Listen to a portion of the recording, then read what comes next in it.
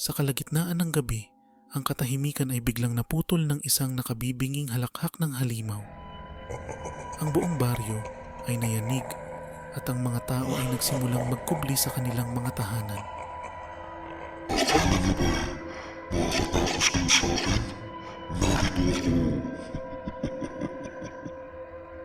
Nagsimulang maglakad ang halimaw patungo sa gitna ng baryo. Ang kanyang mga mata ay nagliliwanag sa dilim at ang kanyang pangil ay kumikislap sa ilalim ng buwan. Hindi niya alam na ang buong baryo ay handa na para sa kanya. Nang pumasok ang halimaw sa gitna ng plaza, agad na sumiklab ang sinag ng buwan mula sa mga salamin.